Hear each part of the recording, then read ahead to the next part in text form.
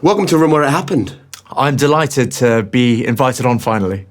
It's taken a while, but I have wanted to talk to you about this for a long time. And actually, I've wanted to wait until I think the moment is right, because every store I walk into, every online advert that I see, every conversation I seem to have with my kids now revolves around brands not endorsed by celebrities, but created by people who already have profile. And this is a journey you've been on. So I'd love to talk to you about when you realised that being paid a few grand for sharing an Instagram post from a business you know nothing about was a pretty empty and soulless existence, and you wanted to do something real and meaningful. Oh, it takes us back maybe 6 years to 2018, 2019. So I was getting paid a few grand to do the occasional thing after Made in Chelsea became popular, but not really. You speak of having a kind of, did you say soulless existence for businesses? I was in a bit of trouble, to be honest, with myself and my personal life. And it's only when I started to make real change around myself that I was able to conceive of the business. Obviously, I had massive aspirations for it and always wanted it to be the biggest and best of its kind, because I'm that way inclined.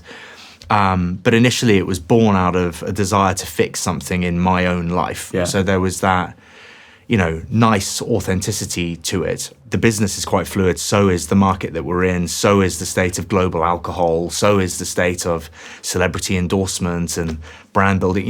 It all moves all the time. So, the plan that you set forth when you first launched is likely to just be nonsense now. So when you first started, as someone who had some profile from being on a TV show, how did you even kind of start the journey of finding people to invest in CleanCo, or to create the brand, to create the product? Yeah.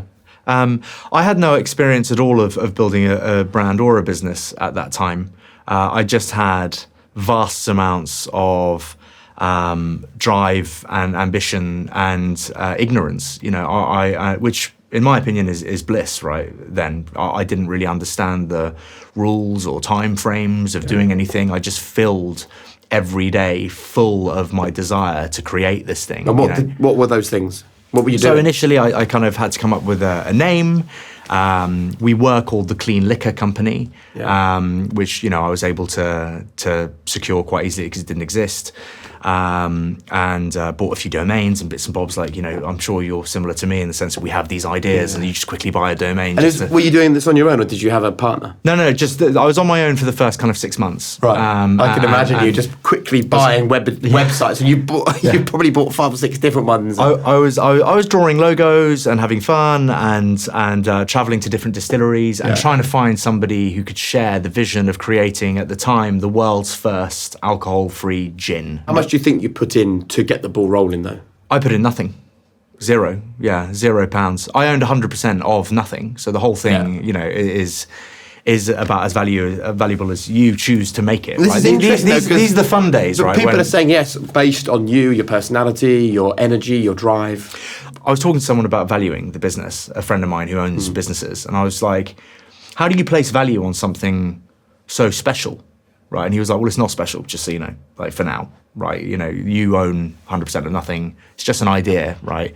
How much of the business are you looking to sell? And I was like, I just had no idea about any of this stuff, right? And I said, what's normal?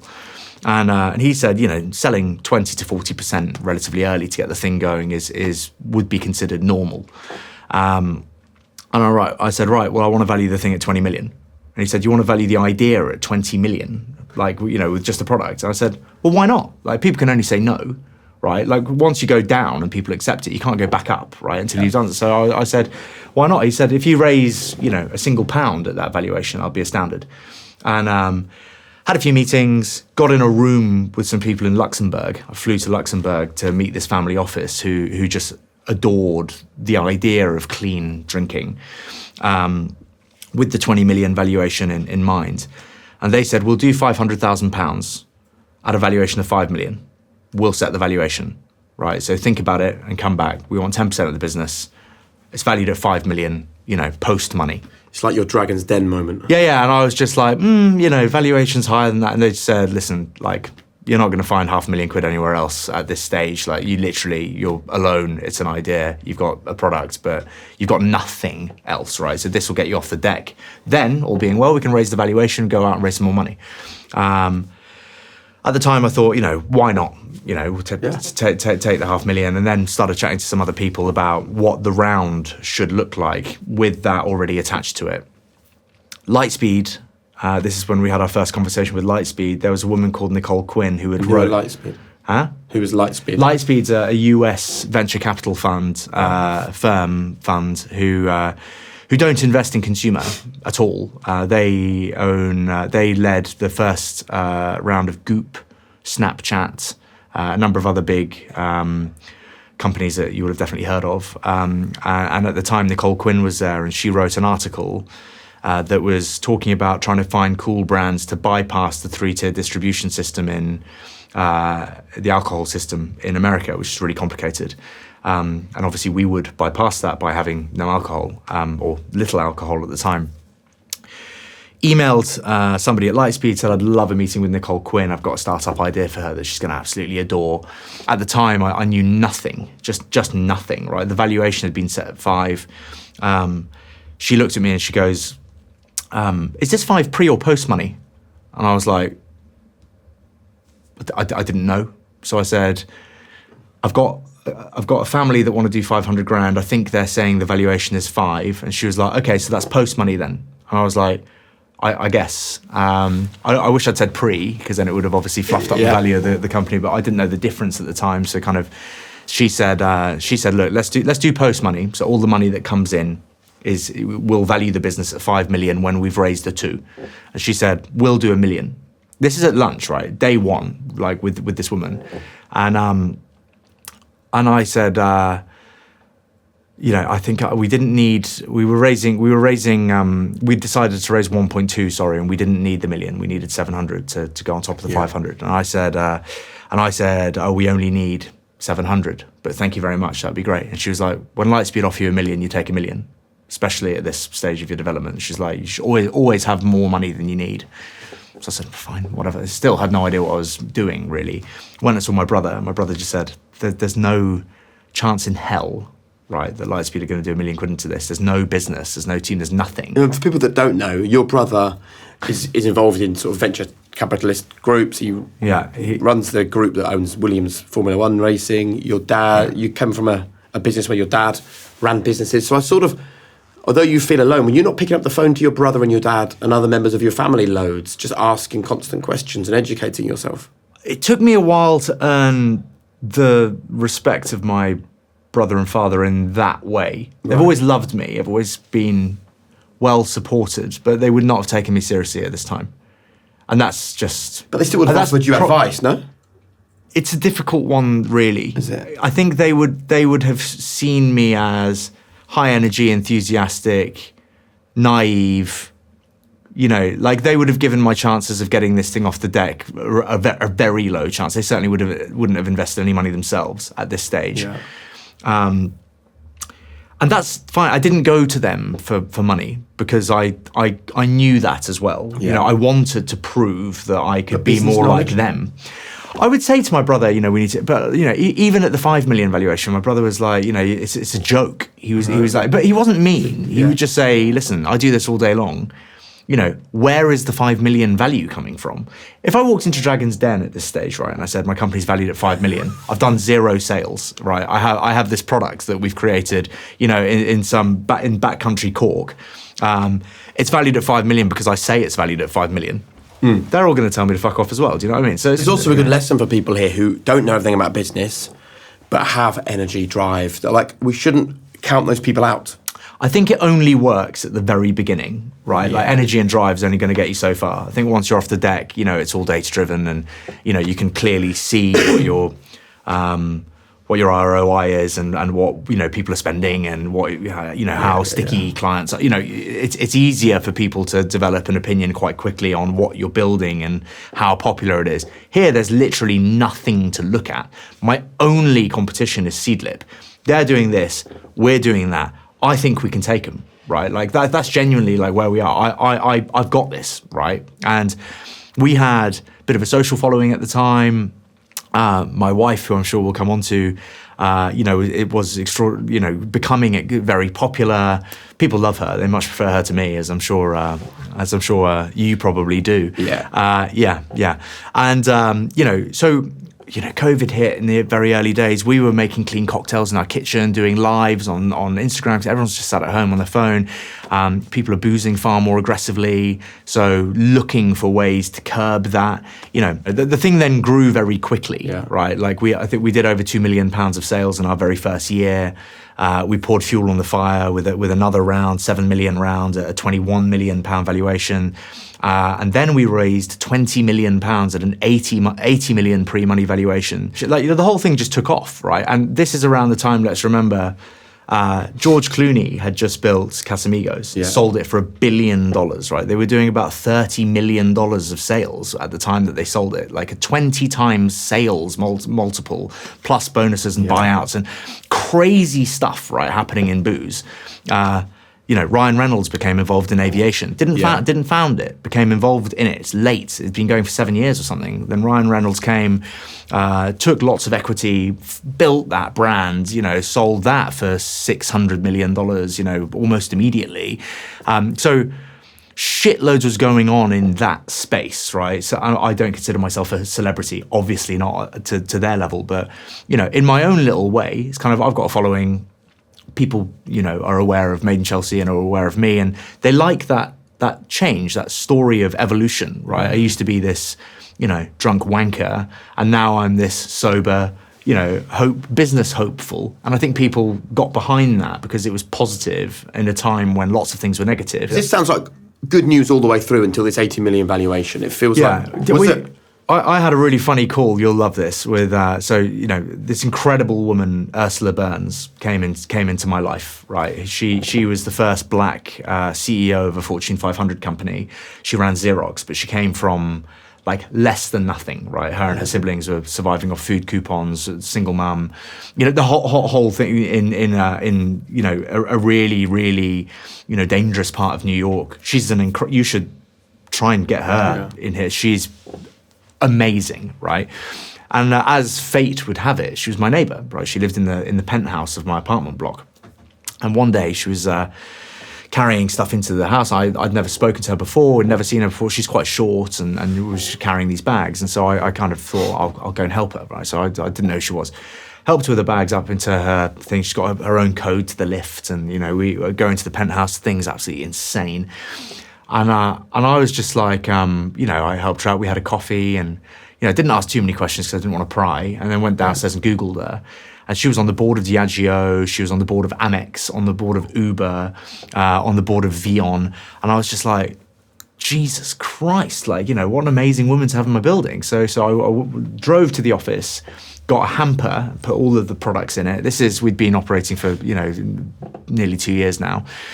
Took it up to her and just said, listen, would love for you to try my, products. It's my startup. I don't know if you drink or not, but, this is non-alcoholic. It's all CleanCo and blah, blah, blah.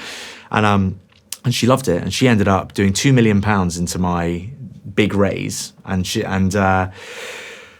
said, listen, we need to go big on this thing. We need to grow this thing. And, I ended up on a call with a director of Coca-Cola, Jim Clerkin, who was the youngest CEO of Guinness and was then the CEO of Moet Hennessy, who was just leaving. Her, me, and Hugh Jackman. Let's take a quick break to talk about something powering the world around us. Imagine the innovation happening right now in industries like energy, aviation, and manufacturing. Industrial AI is the engine behind it, and IFS.ai is leading the charge.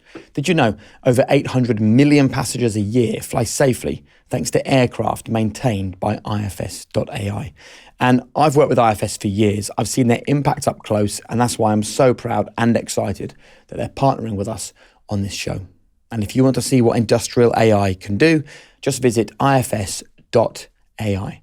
Proud partners of the room where it happened. I got a call, right? I got a call, and Ursula was like, "What do you think about Hugh Jackman for a CleanCo?" And I was like, what, Wolverine? And she was like, yeah. I was like, I mean, I'm a huge Hugh Jackman fan. Right. I hadn't thought about him being in his 50s and whatever, and probably not on social media, but I was like, yeah, let's look at it. And so all this incredible stuff was happening, and we again, we did a bad deal. We didn't work out with Hugh, unfortunately. Why not?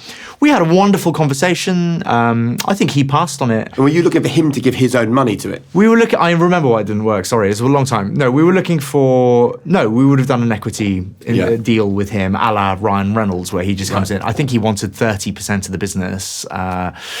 They weren't really willing to accept, KPIs of growth, and it was more a kind of like, let's roll the dice on it. And I just thought 30% of the business is an awful lot to be giving away at this large valuation that we had. Of course, at the time it was exciting, but it was sort of, unless he's going to be constantly on social media like Ryan Reynolds, and there's no evidence of that ever being the case prior to this, it just felt like a massive risk, basically. And I had people, by this point, the team's big, right? And I had people saying, we're not quite sure how. Because I imagine you, knowing you as I do, you'd be excited by that and be like, let's just do it. Let's see how it goes. I kind of wanted to do it, to be honest. But it was, I was very interested in equity and ownership at the time, and I wanted to own as much of this as I possibly could. So I saw the 30% as a big kick in the teeth. Yeah. I think had it been Ryan Reynolds, and that's not a dig at Hugh, it's just that he had a proven track record of taking something and exploding it, right? Whereas I think Hugh, he's not as vocal on socials. How is the American Gen Z population going to respond to Hugh Jackman? Do they know who he is? Type thing. Like, that's a serious question. Deadpool and Wolverine wasn't out at this stage. How well do these young people know old school X-Men and Wolverine films? Is it relevant? We did a huge deal with Southern Glazers through Jim. We went into 40 states. That's like being in 40 countries, by the way. So we'd gone from like England to just like all of America. But this was the plan. Yeah, the plan, right, was to sell Domination. 500,000 cases in year 2 and be valued at $1 billion, ASAP. That was the plan. That did not happen, right? Big fall from grace, big problems, moving stock. We would shift loads of stock and it would just sit there and rot. So we're not an alcohol brand, right? You can't take your time with it. There's an 18-month shelf life on this particular product. So just, it all became a lot for me. I want to talk to you about the celebrity economy.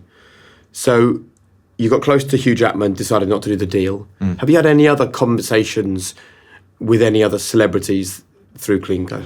Yeah, I mean, there was a stage when we were talking directly to a few talent agencies. There's been a few really serendipitous moments don't you find it really funny in life when you're thinking of someone and they just call you randomly, or you're thinking of something and you get an email really randomly from like someone that knows that person and says, oh, this person's thinking, and it's like, that's unbelievable, right? And there was a time, we were in Jersey at the time, I was at my sister's house, and we were talking about CleanCo, and her husband Adam, who's one of my, someone I respect enormously, very successful entrepreneur, business person, he's an absolute legend. And he said, what celebrity would be the best celebrity in the world for CleanCo, right? To be the face of, the US or like a big partner for you. Yeah.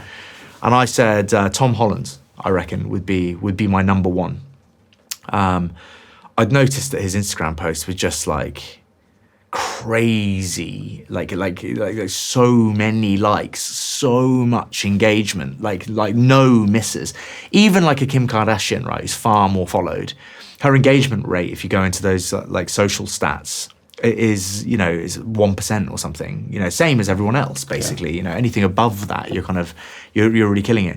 Tom's, I think at the time, was like 18% or something. Just like he's engaging so many millions more people than anyone else, basically, on socials, far more than his. I don't stay on top of this stuff anymore, but at the time I was looking a lot at people who engage, mass audiences. Yeah. And obviously he's a big A-list actor and Spider-Man and whatever else. And we were talking a bit about him and, his likability factor and just who he was. And the following day, I got an email from his agent randomly, right, just saying, we have a client who is really interested in looking at the alcohol-free landscape, and I was wondering if you'd be interested in having a conversation with him. He's willing to do a deal on your brand. And I looked at it and I thought, I wonder who this is. And I messaged her back and I said, who is the client in question? She goes, Tom Holland.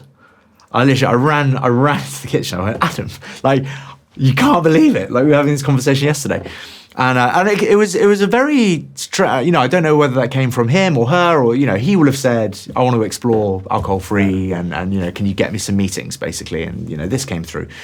And I Googled her, and sure enough, she represents Tom Holland, and I kind of couldn't believe it. It was around the time that we were about to set off and make Finding Michael. And I ended up having my first conversation with Tom from Everest Base Camp. I managed to find a slither of Starlink or whatever it was, or, something all plugged in with shitloads of cables coming out of this laptop. And we had a conversation, and then I spoke to him again, and again, it didn't quite work. We got pretty far down the line, and obviously Tom now fronts Beero, which is, number one alcohol-free beer on Amazon, and they've done 20 million of sales in their second year or something. And was that a business he set up, or did he do a similar deal with them, do you think? I can't really speak to that. I don't know. Right. But do you now look at that and think, Beero, I heard something the other day about some mad valuation it now carries. 100 million. Right. So do you live with any regrets where you look at those things and think, if only I'd have done that, it could have been a game changer? You can't make people do stuff, right? So I thought the calls with Tom were good. He decided to go a different route, and that's on him. Of course, I think that had we pulled that deal off with Tom, CleanCo would be further ahead than it is now, in my opinion, right? But what sort of things did he want to know? He was quite different to how he might normally be and appear. I think he may have been in character. Well, even when he was talking to you? I think so, yeah. He kind of... It was an interesting call, shall we say. Yeah. I took him through a few bits that we're planning on doing. I don't think he loved that we already had a direction in mind. I think he perhaps would have wanted to put his stamp on it. It's a shame we didn't get to talk more, to be honest. I feel like it's the kind of thing that could have been addressed, but I had that one shot and it didn't work. But I don't know, mate. We've been in touch with the Kardashians through agents and all kinds of stuff, and I think Kim wanted she wanted $1.5 million for a post, which felt like a bit of a risk. Just in case it didn't pull off. But yeah, nothing against young Ashley Roberts. We paid Ashley not too badly, and it didn't sell too much. But that again, perhaps it's not the right fit. So that's the Pussycat Dolls member. Yeah, but those styles of deals either work or they don't. Right? Yeah. It's kind of, and they all feel a bit risky. Like, I get paid, as you mentioned earlier, to sell the odd thing, but nowadays, with YMU as my agents, it's usually in the world of sport or endurance or something that sort of makes sense, right? It's kind of, you see these kind of horror stories nowadays with certain A-listers even who endorse brands that make no sense. Like, I saw, unless it's AI and I'm mistaken, J-Lo was promoting alcohol the other day. She doesn't drink. That's just bizarre. Why would anyone buy an alcoholic drink from J-Lo? She's never even tried it. It's not my place to really judge other people's... I've had my fair share of crap deals as well, right? But, I certainly wouldn't endorse a product that I can't or haven't tried.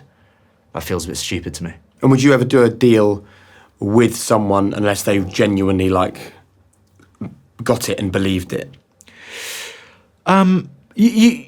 The best deals of it, obviously there are times when you would look at all kinds of options, right? I think it's hard to say, yes, I would do this, or no, I wouldn't do it until it's presented to you. I was in the gym with my friend Sean Stafford under my beloved bench press when I got a DM from Ben Stokes. Never spoken to Ben before, huge fan of his. He said, mate, I've just tried a clean gin and tonic in a restaurant. I absolutely love it. I'm changing my relationship with alcohol a bit. Can we have a chat about, stuff? I was on the phone with him later that day. He invested quite well into the company. That is the dream, right? Yeah. Like, I've come across your product. I love the product. I've dug into it. I love the story. You know, I like, you know, you for all intents and purposes and how it appears. Can I be a part of it? You know, you don't get much better than that. However, chasing down some huge A-lister that you know could make a massive difference to your business, that it's higher risk. Yeah. Because ultimately, you're coming to them. They probably care less. They see it as a money-making opportunity, you know. And ultimately, you know, it could be a good thing that we didn't do stuff with Hugh or Tom, you know, because they're coming in later into a brand that's already built. You know, for argument's sake, and I'm not suggesting that this would happen, but say you just went all in on Tom, and then Tom fell off the wagon and got pissed and, you know, ran someone over drunk. Big problem, you know, isn't it? So it's kind of like, you just need to be, I think it's a big problem anyway, right, if that happens, but it's kind of, all of these things need considering, like how likely is the person that you're like, you know, pushing all your chips into actually going to do the job, and, you know, is it going to be a nightmare the minute you sign, and, you know, are you going to send them a brief every, you know, few months and they're not going to be in touch outside of that time? And, you know, that's why the Ryan Reynolds thing is so great. You really get a sense that he is across it on a daily basis and loves doing it and sees the long game. You know, CleanCo could be worth a fortune, right? But it just needs the right people at the right time to see that and come together to make it happen. And also, some people sell, some people don't, right? Like the Kardashians are obviously juggernauts in selling stuff. My wife sells really well. Does she? You know, but yeah, Vogue is incredible. Vogue is a bit of a, you know, obviously I'm biased because I love her so much and she's my wife, but you know, she's a bit of a unicorn. Like whatever she touches does pretty well, you know, and she's, you know, her company Bear by Vogue is doing incredible things. You know, they sell an extraordinary amount of fake tan. And have you spoken to Vogue about why she and you think that she has the Midas touch when it comes to partnering with businesses? Why she can get people not just to watch what she does, but to take action and buy the products that she endorses? I think she's got a pretty trusting fan base. You know, she's very constant with stuff. She vlogs every week. She does stories every day. You know, like, I use social media as a marketing tool, so I'm not on it really. Like, you won't see much of my personal life on it. I'm on it when I need to sell you something, and I don't mind saying that. That's what it's for me, right? It's like, look at this cool documentary I made, you know. And by the way, CleanCo's great. Yeah. You know, that's kind of more, you know, if I'm fundraising for charity or something, I'll use it. But it's not, I'm not that interested in being like, you know, hey, this is me on Sunday and here are my kids. You know, Vogue loves sharing that side of her personal life with people. So I think quite a few people feel like they really know her. So when she says, you know, I came across this product and it's really, really great, people take her at face value, I suppose. Whereas if, you know, sometimes if I suddenly appear and go like, you know, buy this razor, it's better than the razor I've been using, people will be like, how much are you getting paid? You know, because I've never spoken about razors before. All of a sudden I'm telling people to buy a razor. I think you do it well. Well, if Gillette want to pay me, I'll do it. You know? That's fine. And does Vogue ever talk about equity deals with the people that she works with? Because I think this is something else which is really interesting when it comes to the modern celebrity endorsement conversation. Every time I speak to someone about some kind of a deal, they don't go, well, how much will I get paid for the post? They say, well, is there an equity opportunity? Yeah, I mean, I won't go into too much detail about what Vogue gets up to. Vogue would be more of a kind of cash up front style person. That's not to say she hasn't done equity deals. She invests in businesses and you know, and then adds equity through posts and socials and KPIs. She needs to be paid. She likes to be paid, as do we all, right? I've not seen her do like a straight equity deal in a while in exchange for content. She likes being paid, right? And whereas someone like Ryan Reynolds is like, he sees the longer play and will fully invest in. Yeah, you know, I haven't paid myself from CleanCo in a little while, you know, just to give the thing my salary back, you know, just, you know, so that there's a bit more cash in the business.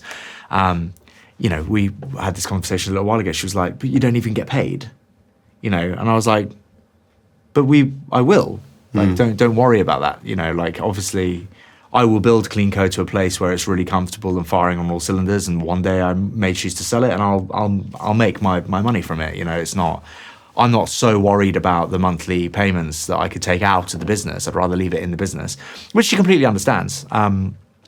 But you know, it's interesting. We have a very different deal with Heights. You know, I invested, and I mostly take equity from Heights, so I don't get paid really from Heights. I front load my equity position. So when you do like the Heights ads that I see being used, Yeah. you do that in return for equity. Yeah, I mean, I also bought equity, right? Like I interviewed Dan years ago now, and I thought, God, this guy seems to know what he's talking about. Whack, you know? Like I'm not much of a. You can send me a deck, right? But you know, to be honest, it's kind of, in my experience, plans often shift and change, and so do models, and you know, it's sort of. If I love you, and I think that you are going to win, then that's enough for me usually. Yeah. You know, obviously great to have a good product and blah, blah, blah, but, you know, I just think it's each to their own, but you know, you can pick apart, anyone can grab a deck and tear it to shreds. You know, it's not I don't think it's particularly complicated to find fault with people's plans. I'd rather believe the plan, you know, if I believe the person. I want to know what it was like for you to be in that position where you're talking to Hugh Jackman, you've got a lady who's on the board of Diageo and everything else running things for you. Everything has been momentum. You've had a valuation of 80 million from a place where you feel a little bit in the shade of your brother's business successes and your dad's business successes, right? Suddenly, this is Spencer's breakthrough moment. His $1 billion business is about to happen. And then the US thing goes to shit. Yeah. How was that moment for you on a personal level? Hard, really difficult. Ursula was very helpful to me at the time, you know, but I was losing a lot of sleep over it, kind of pounding around the room trying to figure it out. And there's all kinds of horrible conversations happening, right? Lots of people had trusted us at face value for what we were saying. Obviously, again, we would have been alone in the States, 0 brands in the States, so first mover. Yeah. And we essentially rolled the dice on the fact that we thought what we were doing was exciting, interesting, and of its time, which it is, but we really underestimated the education piece, right? Nobody just like wakes up and goes about their day and suddenly just becomes interested in some new brand and product and just goes and buys it, right? So we massively underestimated what it would take to get American people to understand the need for this and go out and buy some, right? Like we did a few things kind of backwards, and a lot of it was my fault, right? I was a CEO at the time. You know, I went from being a drunk reality television star to running, on paper an £80 million, well, £100 million with the money post valuation, business in a few years, right? And I candidly have no idea, right, how to do that. Yeah. Like my enthusiasm and drive and nature. Did you lose the fun at this point? Oh, yeah. No, this is not fun, right, at this stage. This is like, are we going to get out of this at all? And if we do get out of it, are we going to get out of it without, being sued? We're dealing with Americans here. Like, they love, they're pretty... And are you a catastrophizer? Like, did you ever wake up at night thinking, oh my goodness, I could lose everything I have over this? Not really. I'm a very positive person. So right. I would look at the landscape, which was rotten, and go, what needs to be done to fix this, right? Like wallowing around in pain and misery in any situation or any case is unhelpful, right? Like how do we fix the problem? And, the first thing Billy said when he came on was, this is a 3-year mess to fix. Right. And I said, 3 years? He went, yeah.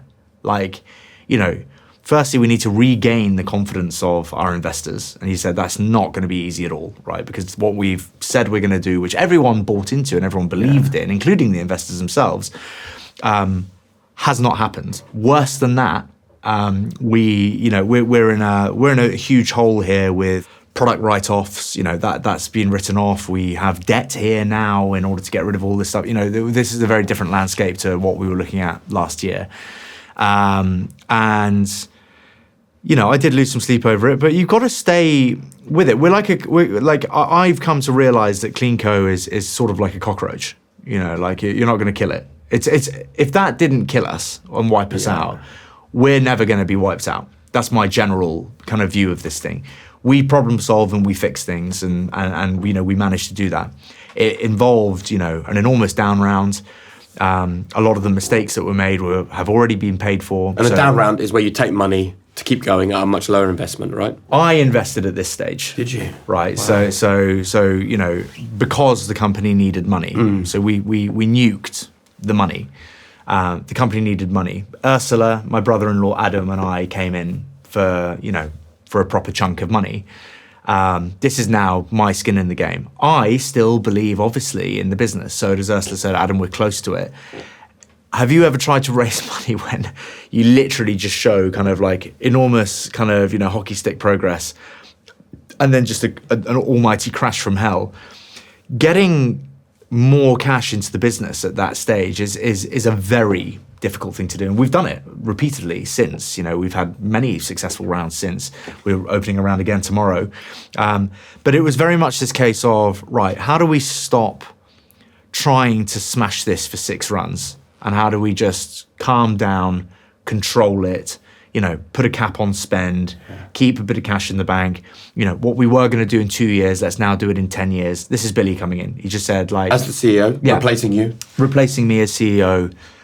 We work very closely together. I probably speak to Billy twice a day, and we fortunately agree on most things. So, he very much runs the business, but I'm across everything, and I'm very happy with the way he operates. He's a safe set of hands. If there's some monster risks to be taken, he'll really assess that, before doing it, just because he's, in that way, he's kind of the polar opposite of me. But he's safe and, has done a really good job wrestling this back to, a normal and palatable valuation against sales, which doesn't have any whimsicalness to it. It's just there and good to go.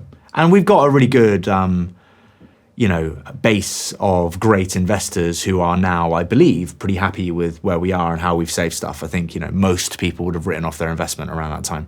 And what I like about this conversation is that actually it's important to tell people this is a genuine and real entrepreneurship journey. Because everywhere I look now, I see people who might have done what you previously did, be on a reality TV show, or they've come out of Love Island, or they've set up one very small business that employs 0 people. And I see the word entrepreneur in their bio. I see them talk about being an entrepreneur. And it doesn't make me annoyed, but I do feel we're selling a lie to a lot of people where we kind of make entrepreneurship look easy. What you've experienced is the lived experience of probably 90% of people that try and set up their own business. And they have these great dreams, they have these highs, they have these incredible crashing lows, and a lot of sleepless nights, and somehow they keep on going. How do you feel when you see people throwing the word entrepreneurship around like it's a kind of like an easy hat to wear? I think it all comes in different shapes and sizes, doesn't it? I mean, if you want to go out there and call yourself an entrepreneur, then, by all means, crack on. I think that action is important, and backing up the label you give yourself is probably quite important. I don't know. I'm not trying to sound cool here. I tend not to pay too much attention to kind of too many other people. Yeah. I don't mean to say that in a kind of selfish way, but I know what we're doing. I know what we're trying to achieve. Like, I wouldn't be in the weeds of what other people are kind of trying to build. Why do you think it's become so trendy though to call yourself an entrepreneur? Well, I think it's glamorized, isn't it? Being a business owner and working for yourself is glamorized. You don't see, the other stressful side of it. I think when you look at successful entrepreneurs, who are typically the loudest, you see, a nice car, a nice life, somebody who can do what they want whenever they want, and somebody who ultimately on the surface appears free. But you never really know what you're looking at. Like a business can be doing 100 million of turnover, it could cost 100 million to run the business. Thing maybe not even profitable. Yeah. There could be no dividends coming off that. There could be, it could be the case that it's so tightly strung that you can't even pay yourself, even though you're doing, that huge level of turnover. So it kind of depends, doesn't it? And I don't know. I've met a lot of entrepreneurs who, and again, I'm no writer than the next person, but I know lots of people who do something and then as soon as it starts going, they jump onto the next thing and they lily pad and jump around and they're always doing stuff. And I've learned that certainly doesn't work for me. If I take my attention off something and put it into something else, that thing suffers. And that's not because the team need me. It's just because the person who founds a business has to be involved, right, in a granular way. Otherwise, how are you to know what people are really driving forward? Like when you have a plan and people are accountable for the work that they're doing, it's really important to drive specific points forward. Like who says it? Like, I find some of these people annoying sometimes, but when you see an Alex Hormozy or an Elon Musk, talking about like the week ahead, it's like, these are the 4 things I'm going to get done this week, right? And that's all I'm going to focus on. And next week, I'm going to give myself 4 more things to focus on. That really works for me because there's a very clear level of progression through things. The problem, and it applies, I was smiling on my way here because it applies to all kinds of stuff. It's like the same as running a marathon. Like if you're just kind of coasting along in the race, it's easy to get distracted and it's easy to get sidetracked and it's easy to lose track of where you are with the race. It's the same with running a business. So like this new thing that I do when I'm running and I need to stay on pace is every 3 or 5K, I'll start my watch again. I'll click it into I can't remember what it's called now, but it's you're segregating certain parts of the race so that it starts again. So you're never looking at you've done, 10K, you've got 32K left. Keep breaking it into every 5K, you're just running 5K, boom, boom, boom. And it sounds obvious, but for me, that's really useful for my mind. It's like I'm 3K into the 5K, good, I feel comfortable. Whoa, I've got a K left, I feel a bit like tight. And then you finish that K and boom, you're into a new 5K, right? I'm starting again type thing. So it's probably just me kind of brain farting. It might not make sense to anyone else listening, but that to me, and segregating things into chunks that are quite manageable really helps. And you've now created Untapped, which we're lucky enough to be involved in. You still have CleanCo. You have just done your incredible 7 marathons, 7 ultra marathons across 7 continents. You continue to build and build and build. Is there an end game for you? Is there an exit day or a day when you finally will sell up, relax, and go and lay on a beach, or is that not you? I don't think so. No. I've always been been inspired by my dad and my brother. They work really hard. My dad's 82, still works flat out all day. He loves it. And that's not to say that I won't enjoy a bit of comfort with my family from time to time, but there's always something to do. I feel better about myself as well when I'm doing something proactive. We touched briefly on my history with alcoholism, and I'm not anti-alcohol. I'm actually quite looking forward to having a drink at some point this year. I've not drank since Christmas,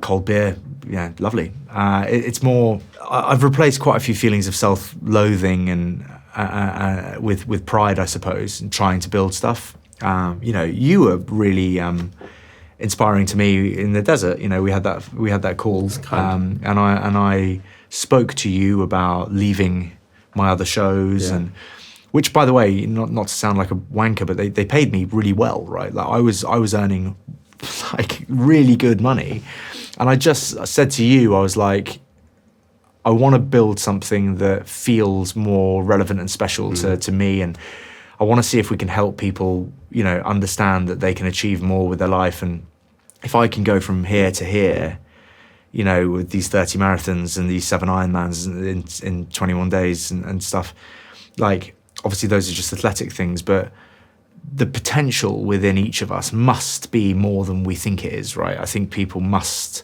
hold themselves back because they've been told they can't do stuff and they shouldn't try stuff. And that's a real shame. I think we should all be out there doing and trying as much as we possibly can.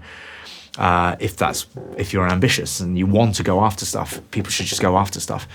And I spoke to you and you told me your story about, leaving punditry, which was really well paid, and to build high performance, which obviously I'm a huge fan of, and you've had me on twice, and we shared that opinion that building something that matters to us is more important than building something that pays well, that doesn't quite fit where you want your narrative to be.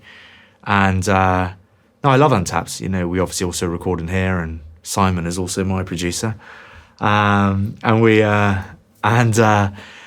I love it. Every interview is different, and I love doing it. I think there's a really cool brand in Untapped as well, which we've not yet tapped into. Yeah. That we can really explore. And I think the balance of CleanCo and Untapped is really complementary, and it drives the exact same thing forward, right? It's untapped potential in humans, and it's living a healthier life, with less alcohol. The two very much coexist.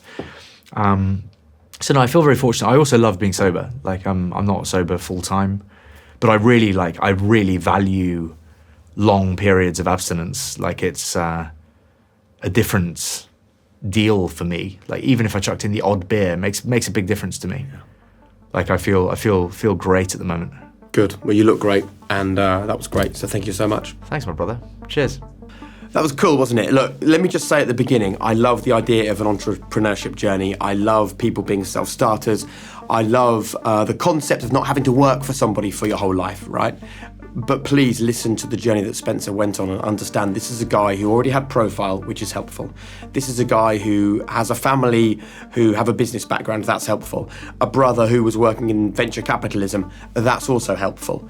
And yet still, despite the great relationships, the great contacts, the fundraising, the success, the ambition, look what still happened when they got something wrong and they tried to launch in the States and it wasn't the success that he hoped it would be. It's one of the most stressful ways to live, right? Running your own business, being responsible for the success or the failure of your own world.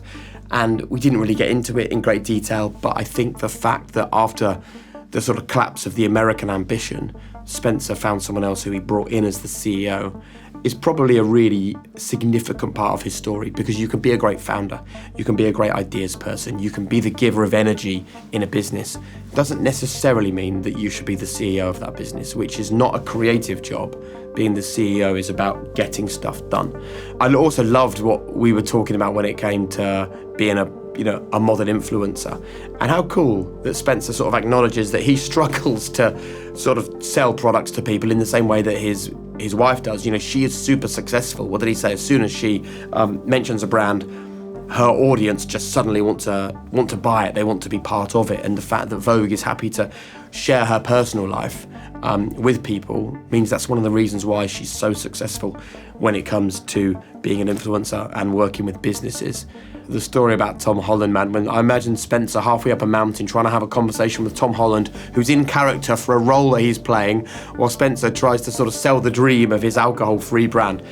It's just a great reminder that in business, whether it's his conversation with Tom Holland or his conversation with Hugh Jackman or when he reached out to the Kardashians, sometimes you can be so close to something that you know is going to be so significant and it's going to completely change the game, but you can't think it's going to happen till it does. And you can't live with regret when it isn't successful and doesn't happen. And I think it's cool that Spencer's on this journey. I think the fact that he's passionate about going alcohol-free is the reason why he keeps going when it is difficult and it is challenging. But I hope if you have ideas or dreams of being an entrepreneur, that conversation not only sharpens your thought process when it comes to what you could be and how you could do it, but also is a reminder that things can go wrong very easily. And to the outside world, what can seem something is totally successful, the reality is it can be a real challenge and really difficult. So thanks to Spencer for opening up, and I hope it was really valuable for you. If you enjoyed it, please hit subscribe. We would love you to do that. And if you know someone that you think could benefit from hearing that conversation, just ping the episode to them and it might be exactly what they want to hear as well. Thanks for watching.